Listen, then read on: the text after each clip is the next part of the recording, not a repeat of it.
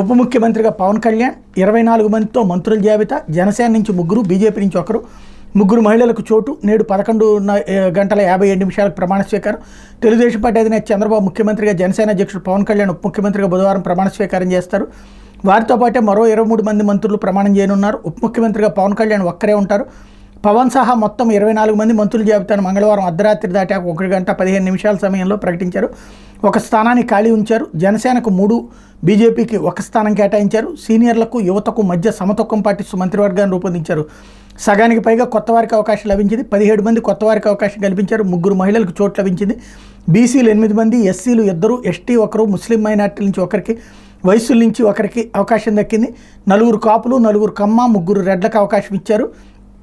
BJP నుంచి ఎవరికి మంత్రివర్గంలో చోటు కల్పించాలన్న విషయంలో కేంద్ర హోంమంత్రి అమిత్ షా, ఆ పార్టీ జాతీయ అధ్యక్షుడు జేపీ నడ్డాలతో చర్చించేందుకు చంద్రబాబు వేచి ఉండటంతో జాబితా ప్రకటించడంలో జాప్యం జరిగింది. ఆశావహులు, మద్దతుదారులు జాబితా కోసం నరాలు తెగేంత ఉత్కంఠతో క్షణముఖ యుగంలా ఎదురుచూశారు. మంత్రివర్గ కూర్పుపై చంద్రబాబు కొన్ని రోజులుగా విస్తృత కసరత్తు చేశారు.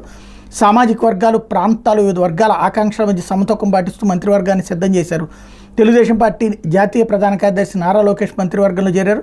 ఆనం రామనారాయణ రెడ్డి, కొలుసు పార్థసారథులకి ఇచ్చిన హామీ నిలబెట్టుకున్నారన్నటువంటి వార్తని హైలైట్ చేశారు. అదే సందర్భంలో